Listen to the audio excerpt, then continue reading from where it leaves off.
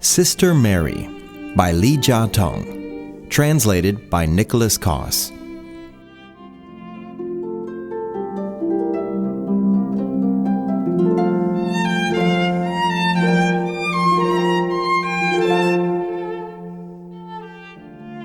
My old friend Du was a classmate of mine in the electrical engineering department. All along, he was much different from us. When we were studying, we all had to deal with exams, except for Du. He only had to take a quick look at the book and then could deal with the exam. And so he was ever very thorough in his studies. When we selected our classes, we always decided to take the easy ones, but he did not. In college, he would even go to the mathematics department for class. Further, he was very strong in the study of electromagnetics. By far, he was a better student than we were. After graduation, Du worked in a small company. At that time, digital circuits were hot items, and Du alone did analog circuits. We all felt that he was a bit off, but much to our surprise, once multimedia computers were launched, what he had learned so well had much use. In all of Taiwan, there were very few who had the ability to design analog circuits. Du then opened his own company, and its stock went higher and higher, as did Du's own worth. We were very envious. How could he be so smart? No matter what he did, it was always good like this. Still, we all had the strange feeling that Du was not someone for whom making money was the only purpose in life.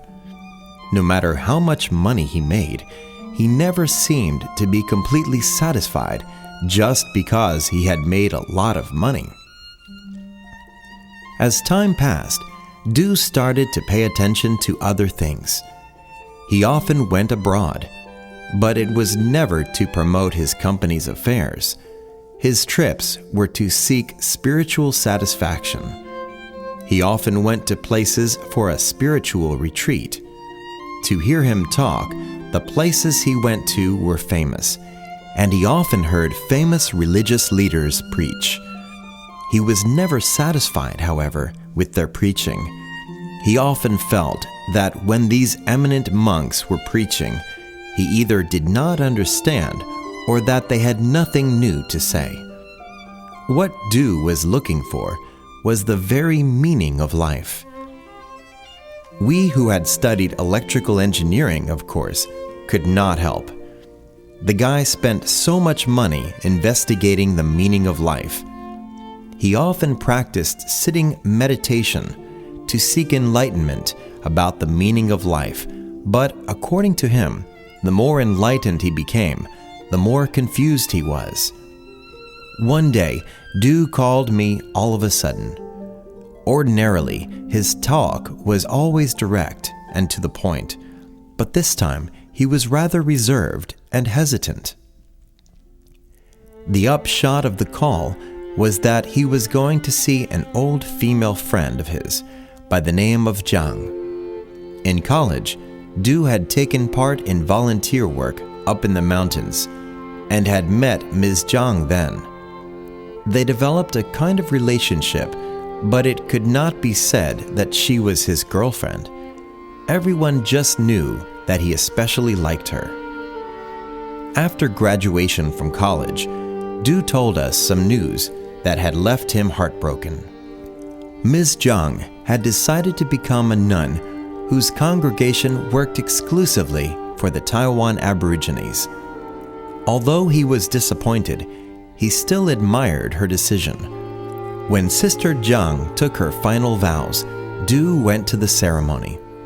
Standing far in the back of the church, he followed the entire ceremony. Afterwards, he never again mentioned Ms. Zhang, for now she had become a nun. During this call, Du told me that he had finally found Sister Zhang. She was working with a group of children in a mountain village very far away. Sister Zhang was taking care of these children because something had happened in their families. Du told me that Sister Zhang had not left that mountain village for these 20 years. She could tell him where to find the meaning of life. I agreed with his observation, but I couldn't understand why Du had told me this. Then I realized that he wanted to see her, but did not dare to go by himself. He needed me to accompany him and to give him moral support. Du was already over 40, but overnight he had become a child again. But who could blame him? Would anyone in their right mind go look for a nun? The two of us went by car, and at last found the place where Sister Zhang was working. When we entered, we were welcomed by a rambunctious group of kids. There were also a number of sisters there. After making inquiries, we found Sister Zhang. When she saw us, she very kindly asked us why we had come. We said we had come to make a donation, so she took us to her office. In the office, Du could not restrain himself anymore and told Sister Zhang his name. Sister Zhang was greatly surprised when she heard Du's name. She had never imagined that he would come to such a faraway place. Although she had not seen Du for these 20 years, she had often read news of him. One of those very successful engineers in the newspaper. She said that she often prayed for him, but did not reveal the intention of her prayers. I guessed that it had nothing to do with making money. Sister Zhang, however, was not a person without things to do. Mischievous children kept coming in to report on others. A little girl claimed that a boy had eaten her cookie.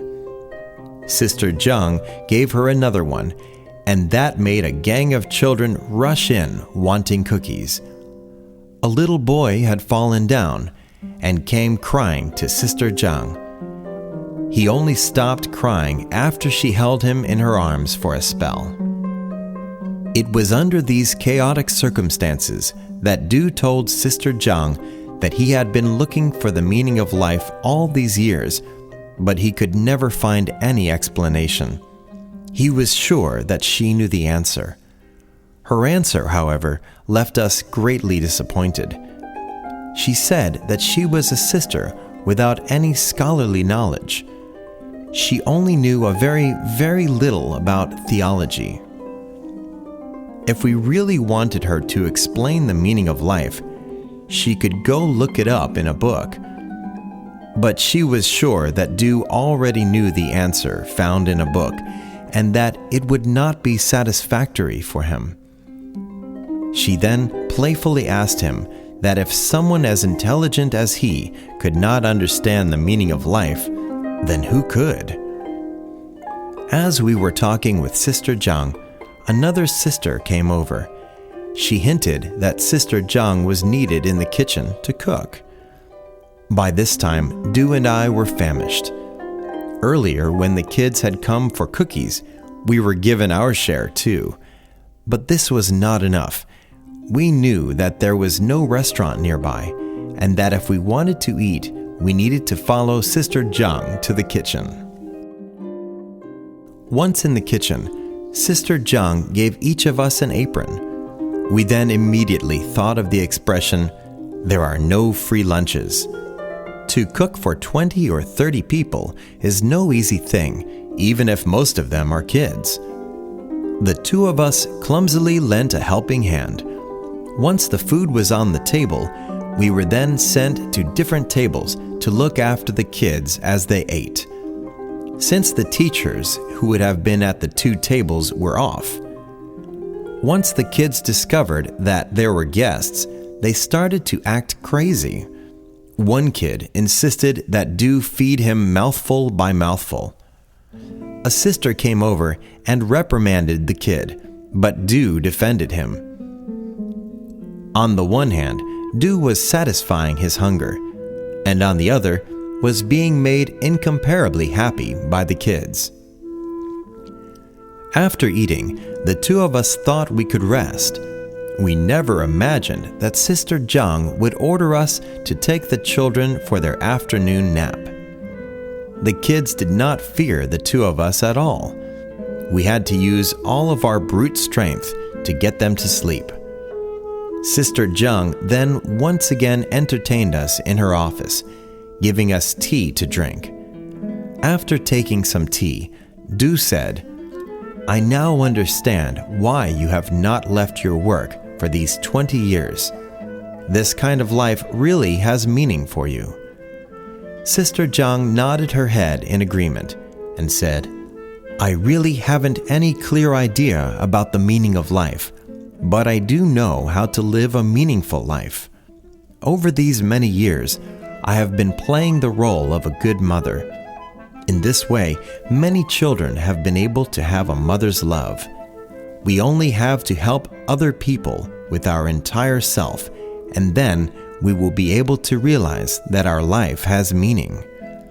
The meaning of life is perhaps difficult to understand, but to live a meaningful life is not that hard." Du now nodded his head in agreement and said that as he was feeding that pouting little child, he felt that his life certainly had meaning. As to what is the meaning of life, he probably did not have to go to study anymore. From now on, he would live a meaningful life. Sister Zhang said that she knew Du was an intelligent person.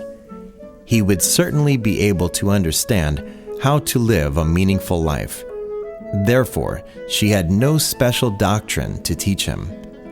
She could only give him something to do. She would let him experience the joy of helping others, and he would quickly come to a full understanding. When we were saying goodbye, Sister Zhang found a box of Earl Grey tea to give to Du. She said that she remembered that in college, Du had wanted to drink Earl Grey tea, but could not afford it. Since her family was fairly well off, she would sometimes invite him to have some. But now she could not drink such expensive tea because she did not have any salary at all. She could not afford such a luxurious thing. She told Du that since graduation, she had not earned a single penny. Du took the Earl Grey tea and blurted, "Xiaoyun, thank you." Xiaoyun was obviously Sister Zhang's original name.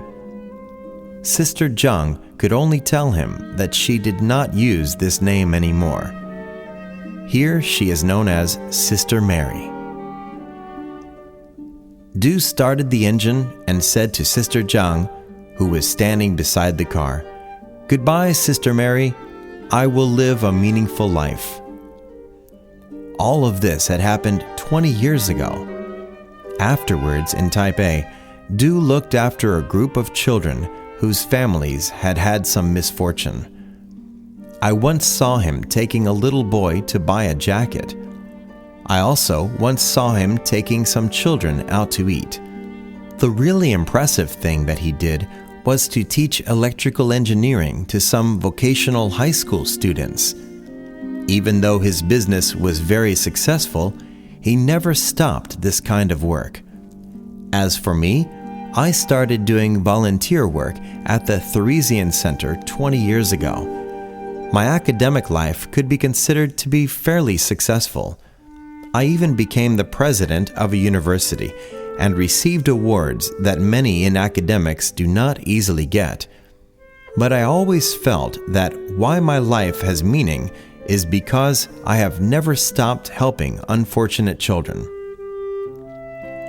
Du and I are now 65 years old. We're healthy despite our gray hair. Sister Mary passed away a few days ago. Before her death, she was receiving treatment at a small hospital in the countryside. It was suggested that she should go to a big hospital in Taipei, but she refused. She said that for most people in the world, such a big hospital is a luxury. She was not willing to enjoy such a luxury. There were also some things that worried her very much before her death. They were all about children. One child had tonsillitis. Another had an operation on his arm. There was a boy who had graduated from junior high school who had gone to Taichung to look for work and couldn't find any. Later, he called her and said that he had found work as a delivery boy. After Sister heard this, she peacefully closed her eyes and never woke again. We all went to the funeral of Sister Zhang. As the Mass started, all of the pews in front were empty. Then, with the sound of singing voices, over 100 children who had been cared for by Sister Zhang entered 2 by 2. I had never heard such a wonderful sounding choir before. As her casket was being taken from the church, a little boy cried out, "Sister Mary, please do not leave." Du and I both thought of what Sister Mary had told us. I do not understand the meaning of life. In fact, however, she really did. She knew that the meaning of life could not be expressed in words. She had selected another way to express life's meaning, and she had led a very meaningful life. A meaningful life is the best explanation of the meaning of life.